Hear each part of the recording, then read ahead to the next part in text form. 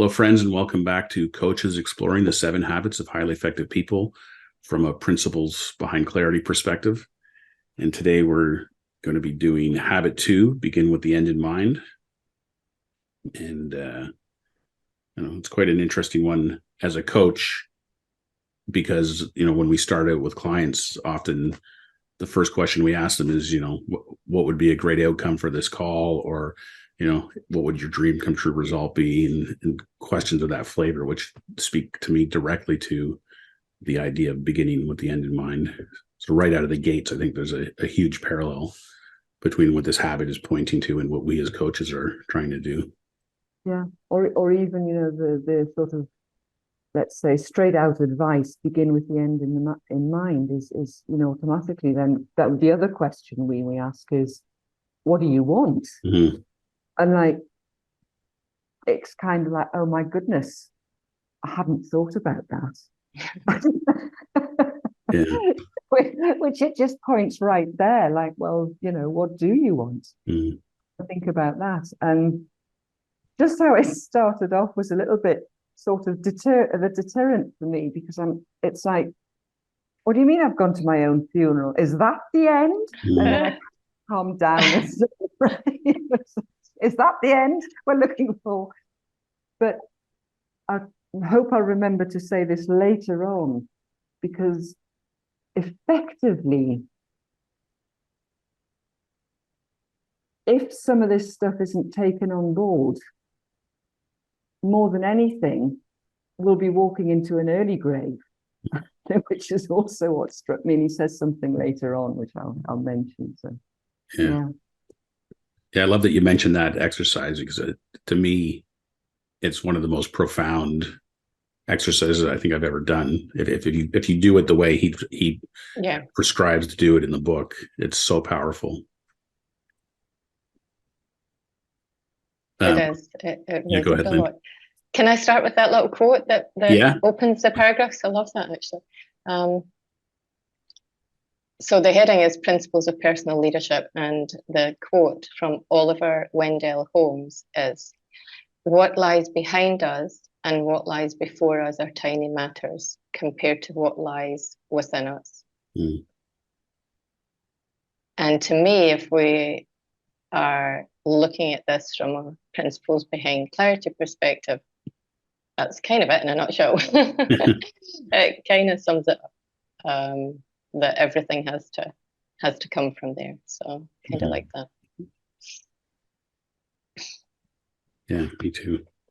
The funeral, imagining your own funeral thing. I went to so before the pandemic, the last funeral I went to was my mom's. It was like February 29th, 2020. And then I hadn't been to a funeral, obviously, all through the pandemic because they were not allowed.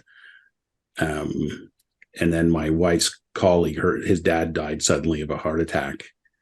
And that was the first funeral I'd been to in 2.5 years or something. Anyway, the gentleman's grown daughters gave the eulogy kind of combined. And I was sitting there, and it's also the first funeral I'd been to since discovering the principles. So the experience of it was completely different than anything I'd ever experienced before in all the funerals I've been to. But I'm sitting there listening to these two ladies talk about how great their dad was and all the things he did for them as a family in the community and all this stuff. And I thought about this exercise going like, this guy clearly, like, I don't know if he consciously began with the end in mind, but like, this is exactly what Covey is pointing to in terms of this is the kind of stuff most of us would want people to be talking about at our own funeral, about the life that we lived and things. And I had a huge insight that day too with my own kids about my job as a dad is, at least the bulk of it is done. Like I can put a big check mark beside having raised my kids to the point now where they're in their late teens and they know right from wrong. They've got a good head on their shoulders, like all the stuff, like I prepared them, not just me, mostly my wife, but we've prepared them for life, and we can just, kind of let go. And I just so clearly saw that phase of my parenthood was done and complete. And anyway, it was just kind of a cool insight to have in that context, and to bring it back to my experience with this exercise in this book the first time I read it, like 20 years ago. Yeah, yeah. Again, I was I loved that, and as I read through it, now I try to do it like it suggests, sort of make it my own sort of thing, and really imagine, really get into it. And when I sort of got to, basically not so much what people would be speaking about, your eulogies or this kind of thing, but like what it brought me back to, basically what I think in most coaching or any books or anything else, of what you would call the core values. And it kind of struck me that sort of, well, okay, core values in a, let's say, in a non-clarity version are indeed already inside you, let's say, if we're talking inside out. But it kind of, so it sounded to me like if you can reach the core values, it's like, let's say there's a few doors to go through before you get to the end of your life. So, you open the first door and you're born, kind of thing. And then you go on opening a lot of doors and accumulating a lot of things, from happiness to illness to anything else. And then you get to the end of your life, and maybe perhaps you'll get to see, sadly, I kind of think in many people's cases, from a place of, let's say, the day before, so a place of regret, seeing something that they've already had inside them, which would be the things that the people are going to be saying at the eulogy, because they've seen them. So I see those, let's say, core values almost as it's the door before clarity. It's the one step before thought, mind, and consciousness. And when you open from those values to the one thing, which Sid Banks would say, or two things, love and understanding. So this is like a fast forward to clarity, if you like, so long as you open that second door. And that's how I read it. I like that. That's nice. Thank you.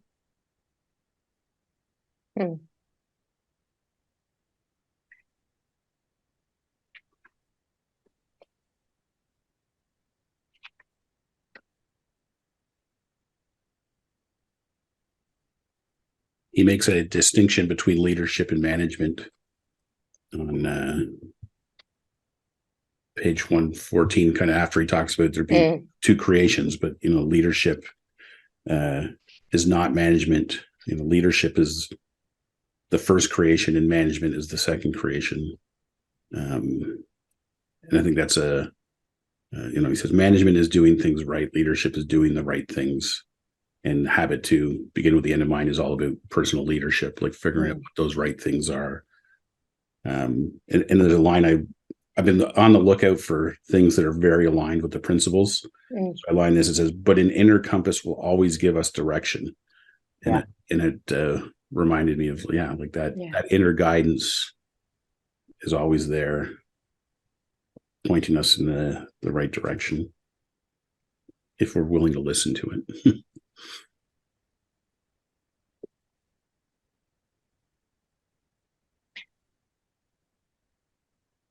It also struck me at the just before the leadership and management piece around by design or default, those two, it's a principle that all things are created twice. And he goes on to say, in our personal lives, if we do not develop our own self-awareness and do not become responsible for first creations, we empower other people and circumstances to shape much of our lives by default. Those basically two paragraphs are really talking to they're talking about outside in, scripts from other people, not principles, basically the things from outside of us that can influence us and create dependency and all those that kind of looked like it outside in to me. Another thing I highlighted, he says habit 1 says you are the creator. Yeah. And it's funny because up until we've been doing this program, the context for me of you are the creator is like, yeah, I get it. I'm creating my own life. I'm creating my plan. I'm going through my personal leadership and figuring out what I want to do, what I want people to say at my funeral. So I'm going to live my life accordingly, et cetera, et cetera. And this time when I read that and highlighted that, you are the creator. This time I heard that is you're not just the creator of your daily plan or your schedule or whatever. Like, no, you are the creator. Like I heard it at a much deeper level, which, in alignment with the principles is you are the source of wisdom and intelligence of life. You are one with that source. You are divine. You are the creator. And it was like, holy crap. And just again, how aligned that is with the principles behind clarity. From something you were saying just before that, Lynn, and just before the a couple of paragraphs before what you were saying, Greg, when he says, we reactively live the scripts handed to us by family, associates, other people's agendas, the pressures of circumstance, scripts from our earlier years, from our training, our conditioning. And he goes on to say these scripts come from people, not principles, and rise out of our deep vulnerabilities, our deep dependency on others, and our needs for acceptance and love, for belonging and for a sense of importance and worth, and for a feeling that we matter. And how many times Jamie speaks about, from Sid Banks' words, that basically that's all that we need to know. That our need, that we are accepted, we are loved, we belong, we are important and worthy, and we matter. That's it. Sum total. So, but as it's written here, and I mean, I think Stephen Covey is totally aligned with the Jamie Smart thought, if you like, in that. But as it's written, it's like our needs for acceptance. Well, you see, we don't need them because we already have it within us. So it's more seeing that we are that person, that is the truth of who we really are, rather than needing it or going out to look for it. That was the only. And he does indeed say it later on, and I made this observation, sort of reading, bit by bit, as if I hadn't read beyond. So he doesn't comment. Well, it's interesting you mentioned that because it's it's the classic outside in misunderstanding that you need something from outside. Yeah, and that's where I think, like, even though there's lots of alignments in this book with the principles, this book is still a little bit downstream. It's almost there. It's like it's right on the surface. Yeah. It always sounds, it's like that door before. Yeah. You know what I mean? And that's exactly my thoughts as well. It's just that it's that one step away. Yeah. One step. Yeah. One thought away. Yeah. One thought away. Yeah, it's like he's pointing to it, but it hasn't quite got there yet. Yeah. So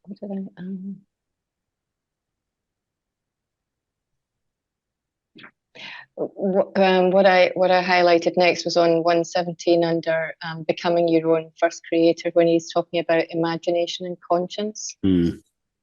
And I just, for me, I kind of struck a parallel there with mind and consciousness, where he's saying, we can visualize the uncreated worlds of potential that lie within us, and the universal laws or principles within our own singular talents and avenues of contribution.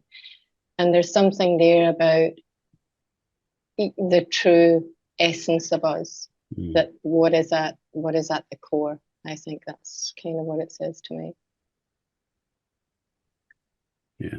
It's funny because even the heading on that section, becoming your own first creator, just going back to the notion that you are the creator, I would almost want to rewrite that heading saying like realizing you are the creator. Mm. And but I'd highlighted that exact same section that you just read off. Yeah, I highlighted that as well. And then I don't know why, but I sort of got curious about how he's used the word conscience. I don't know why. So I looked up the word conscience. Isn't that funny? And in the Oxford Language Dictionary, it says a person's moral sense of right and wrong, viewed as acting as a guide to one's behavior. So again, it kind of implies to me that if we can reach somehow or just see the truth of who we really are, then that will be sufficient to guide all behavior from there. And again, points back to what we were saying before, like there's just that kind of, Stephen Covey sounds like he's just like one step away, just he's still slightly outside rather than, or he says the things that they are that way, but they're either inside out, back to front, or upside down. Yeah. But indeed true in the same way, equally true.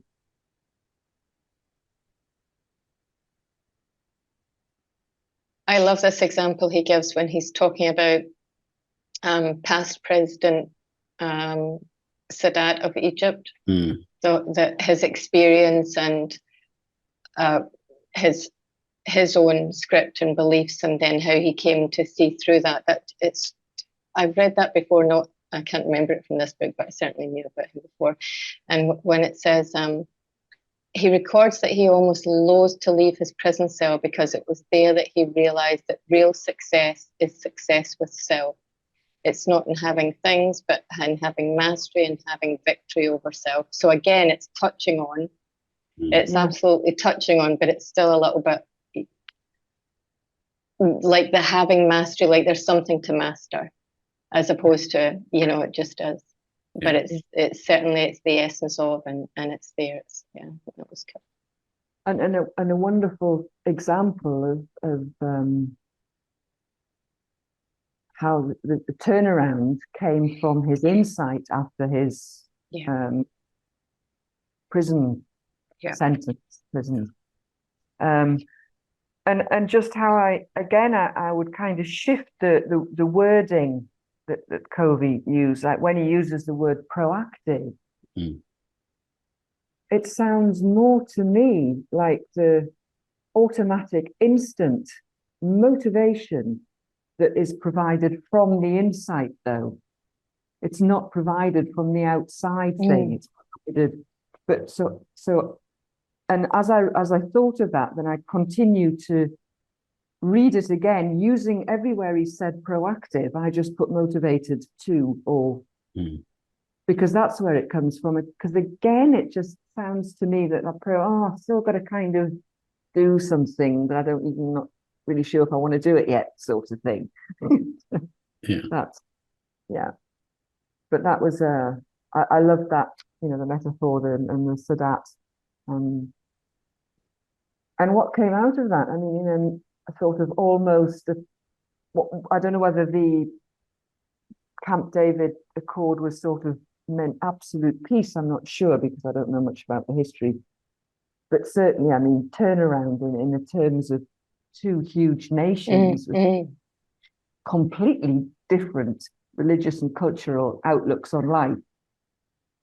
To create such a huge change is phenomenal. From what looked like an insight. Yeah. Well, there, when it says that, just when it talks about Camp David, and when I read, when able to use his self-awareness and his imagination and his conscience to exercise personal leadership. So it's like his insights and realizations took him to that place. That's what got him there.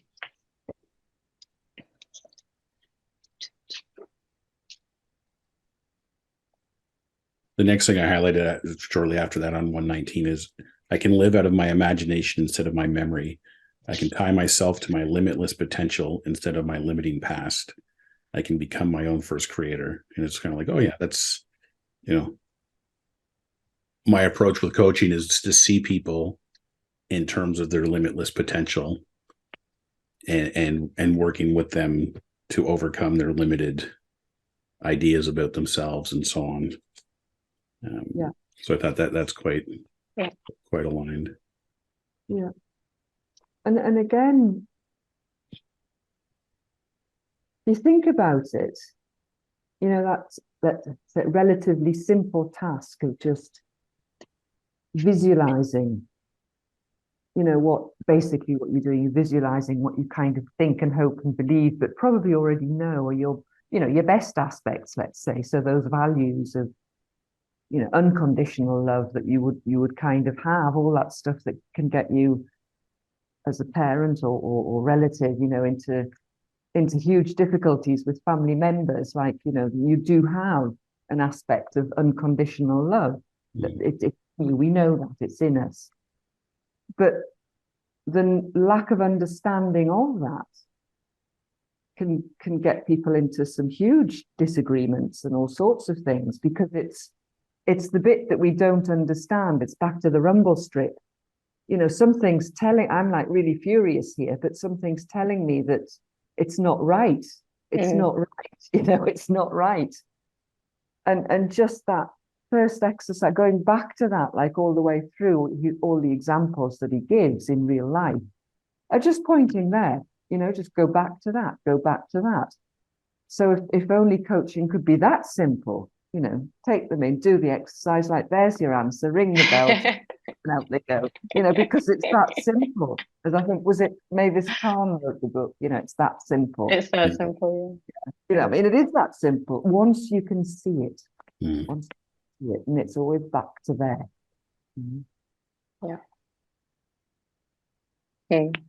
And again, the sense, at least I got throughout the whole of my work, studies, readings with, clarity and such like, it's always back to that one thing every time. I always come back there. The one thing, love. Can't get, you want to go to a shop and choose something. Well, what will love tell you to do? Well, love will tell you to choose some fresh veg and fruit. That's what love will tell you to do. It's so simple. Well, you've got, you're president of the United States. You're in a bit of a tiz with Putin. Well, what are you going to do? Well, love will tell you what to do. What's the problem? Just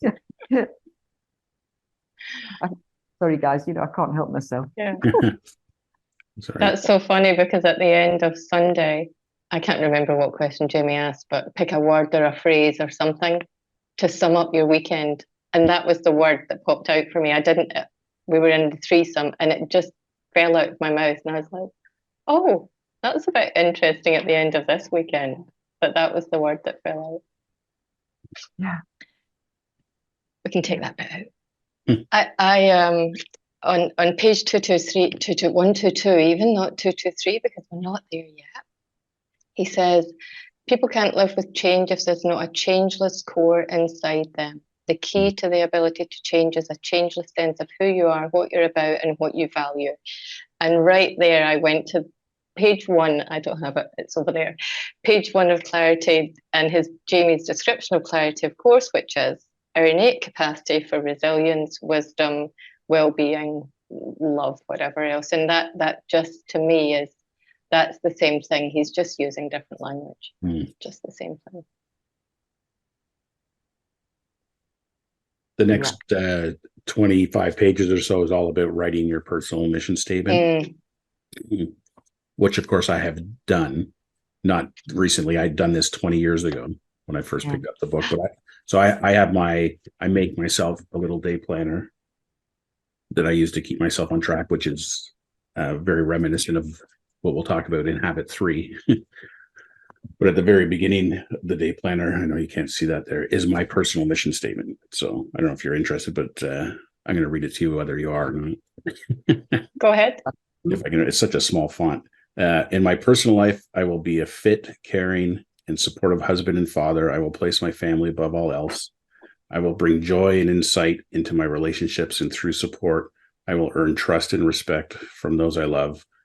I will ensure that my family is financially stable today and into the future so that my children can benefit from those things which require financing. I will be remembered as unselfish, supportive, helpful, and reliable. I will inspire those around me to do the same. In my professional life, I will direct, lead, teach, and inspire my staff and those around me to overachieve desired results through proactive, preventative means. I will create an atmosphere that aligns personal goals with company goals. I will help my staff grow and achieve more as a team than we could achieve individually. In doing so, others will be inspired to do the same. So I wrote that like 20 years ago. And it's funny when I read it, it rings as true today as it did back then. Yeah. And, you know, of course, if I were to evaluate myself against that, I wouldn't exactly give myself a perfect score.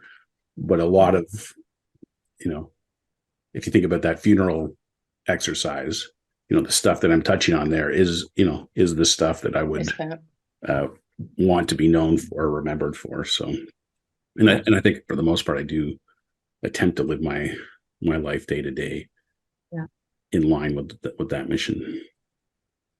Yeah. And I think, I'll speak for myself. Sometimes I forget that first part, the exercise. Mm-hmm. And I forget it in the sense that I'm realizing now that, you know, with clients, of course, they can't come up with a very good sort of what you really want in terms of a mission, let's say, because at the end of the day, it's that we're talking about. It's our own mission in life. Mm-hmm. Not just that.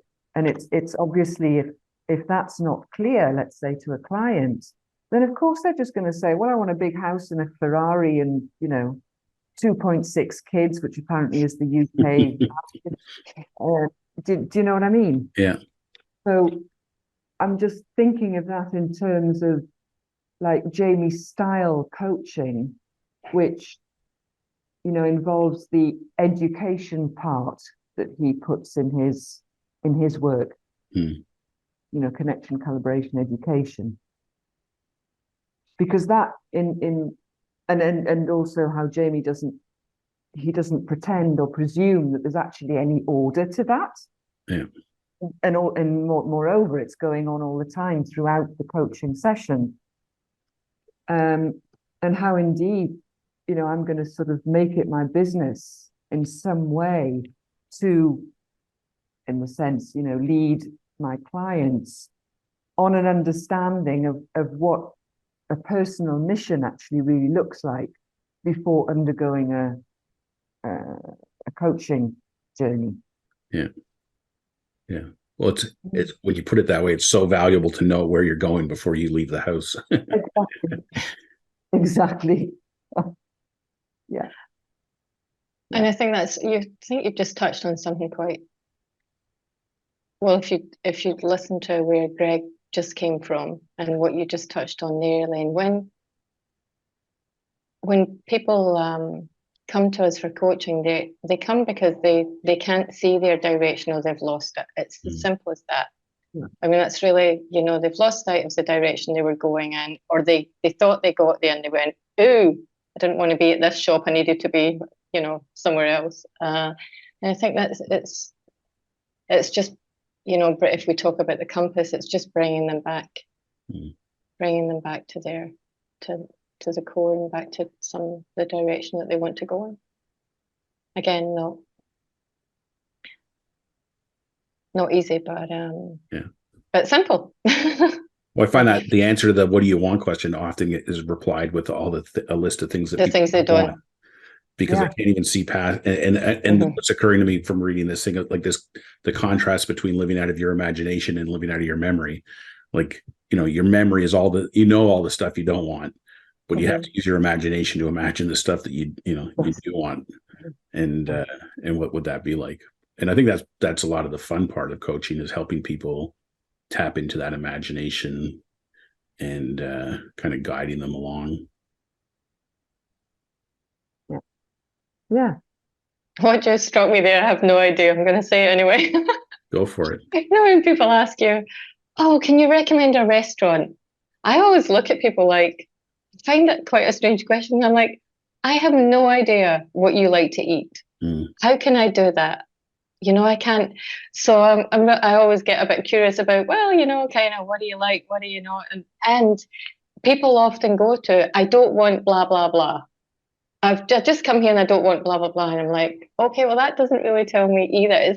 It's funny. So just on that there, yeah, we're so entrenched in all the knowing and the comfort in the knowing. There's so much comfort in the knowing, despite the fact that it's stuff we don't want. We're like, yeah, but we know that, so might tweak it a little bit and it'll work. We get, you know, you see a lot of that. So it's, yeah, that's fun. That's a fun part of it. And most of the contamination is in the not knowing, of course. And all it takes is an insight. Be through it. Which again is enlightening if you think about it. Because that's all it takes. Yeah, I think that's a great way to wrap this up. Is the notion that the begin with the end in mind is all about having insight into where you're going. Yeah, that's lovely. Yeah. All right, well, thanks, guys. This has been fabulous. Next time we'll dive into habit 3. Put first things first. Thanks, guys. thank you.